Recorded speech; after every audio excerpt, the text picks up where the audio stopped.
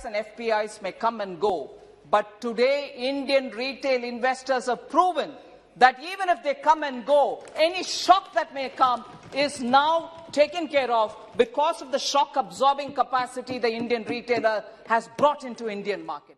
लगता है लास्ट 2 सालों में अपने शॉक एब्जॉर्वर्स थोड़े ढीले पड़ गए हैं। जिस हिसाब से धुलाई चल रही है मार्केट में, ये बिल्कुल क्लियर है कि मार्केट कुछ चीजों को लेके बहुत ज्यादा नर्वस है। मेरे हिसाब से 2 मेन रीजन है जिसकी वजह से मार्केट इतना अनसर्टेन हो रखा है। पहला, जिसके बारे में मैंने पहले भी बात कर रखा है, that is the growth triggers. Covid के बाद इंडियन जीडीपी का जो ग्रोथ हुआ है वो मेजरली गवर्नमेंट के केपेक्स से हुआ है, ना कि कंजम्पशन से। अगर आप पोस्ट कोविड देखते हो तो इंफ्रा कंपनीज या फिर इंफ्रा से रिलेटेड जो कंपनीज है उनका रेवेन्यू शार्पली इंक्रीज किया है, जबकि जो कंजम्पशन कंपनीज है जैसे कि डाबर हो गया, HUL हो गया, या फिर गाड़ी बेचने वाली या फिर 2 व्हीलर वाली कंपनी होगी, उनका ग्रोथ उतना ज्यादा नहीं आया। So the whole growth is purely government capex based growth, जो कि गलत नहीं है। इवन डेवलप्ड कंट्रीज भी ऐसा करते हैं। बेसिकली जीडीपी बढ़ाने के लिए एक्सपेंस करना पड़ेगा, इधर पब्लिक वो एक्सपेंस करेगी या फिर गवर्नमेंट करेगी। तो पोस्ट कोविड पब्लिक के पास तो उतना पैसा था नहीं, दैट्स व्हाई गवर्नमेंट ने स्पेंड करना स्टार्ट किया और जीडीपी को सपोर्ट करना स्टार्ट किया। और ये चीज सिर्फ इंडिया स्पेसिफिक नहीं है, दुनिया के कोई भी कंट्री ले लो, वो पोस्ट कोविड ऐसी ही चल रही है। एनीवे, तो मेरे हिसाब से मार्केट का ग्रोथ रिलेटेड अनसर्टेनिटी ये है कि ये गवर्नमेंट लास्ट कुछ सालों से बोल रही है कि इसको फिस्कल कंसोलिडेशन करना है, मतलब गवर्नमेंट इतना उधार नहीं लेगी बाहर से अपना एक्सपेंडिचर मीट करने के लिए। लेकिन अभी अगर आप देखते हो तो इंडियन पॉलिटिक्स में एक ट्रेंड चल रहा है कि पैसा देके वोट खरीद लो, मतलब फ्रीबीज दो, रॉ पैसा दो और उसके अगेंस्ट वोट लेके इलेक्शन जीत जाओ। और ये चीज किसी स्पेसिफिक पार्टी का एजेंडा नहीं है, हर पार्टी ऐसी कर रही है। तो अगर आप फिस्कल कंसोलिडेशन करना चाहते हो, मतलब बाहर से बोरोइंग नहीं बढ़ाना चाहते लेकिन अपना रेवेन्यू एक्सपेंडिचर बढ़ाए जा रहे हो, तो वो पैसा आप लाओगे कहां से?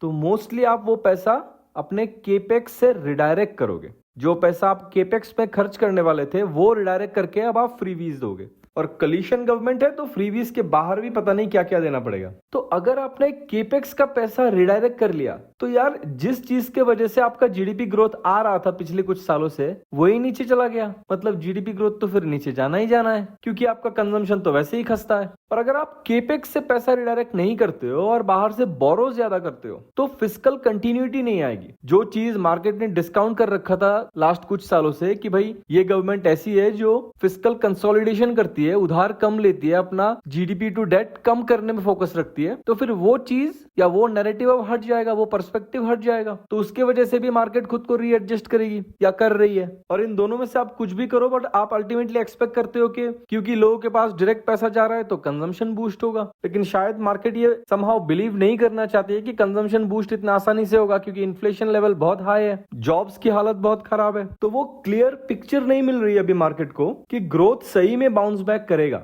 दूसरा भयंकर रीजन ये है कि गवर्नमेंट ने तो अनाउंस कर दिया है कि डीटीसी आने वाला है। डीटीसी मतलब डायरेक्ट टैक्स कोड। जिनको पता नहीं है उनके लिए सिंपली बता देता हूं, ये लास्ट जुलाई में जो अपना इंटरिम बजट आया था उसमें गवर्नमेंट ने बोला कि हमारा जो एग्जिस्टिंग इनकम टैक्स एक्ट है, जो कि ओरिजिनली 1961 में बना था, उसको एबॉलिश कर दिया जाएगा कंप्लीटली और एक नया इनकम टैक्स एक्ट लाया जाएगा जिसको कि डीटीसी या डायरेक्ट टैक्स कोड बोला जाता है, जो कि ओरिजिनली स्टार्ट हुआ था 2010 में by the UPA government. DTC का पूरा डिटेल्स तो मैं नहीं दूंगा, बट जो मेन चीज है यहाँ पे वो ये है कि डीटीसी बोलता है कि स्टॉक मार्केट गेन्स या फिर कोई भी तरह का कैपिटल गेन, उसको DTC as a normal income treat करेगा। अब नॉर्मल इनकम में क्या होता है कि आपके टैक्स स्लैब्स होते हैं और जो आपका हाईएस्ट टैक्स स्लैब है वो 30-35% का होता है। आज के डेट पे जब आप अपना कैपिटल गेन टैक्स देते हो तो 12.5% स्ट्रेट पे करते हो अपने प्रॉफिट पे, इररिस्पेक्टिव ऑफ कि आपने कितना प्रॉफिट किया है, आप किस ब्रैकेट में आते हो। लेकिन जैसे ही डीटीसी आ जाएगा, अगर वही 2010 वाला ड्राफ्ट में जो लिखा है अगर उसी को कंटिन्यू किया जाता है तो आप आपके स्टॉक मार्केट गेन पे 30-35% टैक्स पे करोगे अगर आप उस ब्रैकेट में आते हो तो।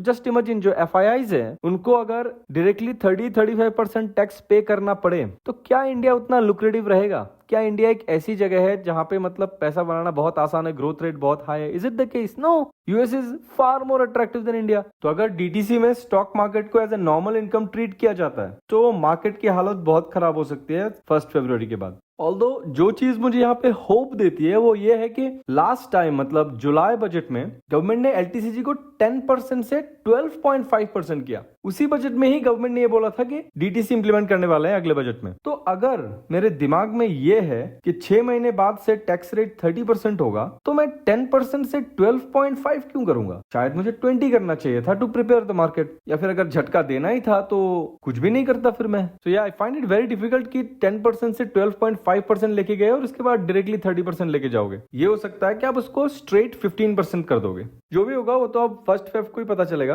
बट मार्केट जिस लेवल तक का बेयरिश हो रखा है, I think a lot of negativity is factored in already। तो यहाँ से अगर बजट कुछ ज्यादा ही गंदा नहीं होता है, specially on those 2 points which I have just talked, तो आई थिंक सेंटिमेंट का रिवर्सल हो जाएगा in the near term. I could be wrong, but मैं बस वही शेयर कर रहा हूँ जो कि मुझे लगता है, क्योंकि this is how I will take my own decisions and act upon my own portfolio. Thanks for watching. If you have enjoyed what you saw, don't forget to like, comment and subscribe.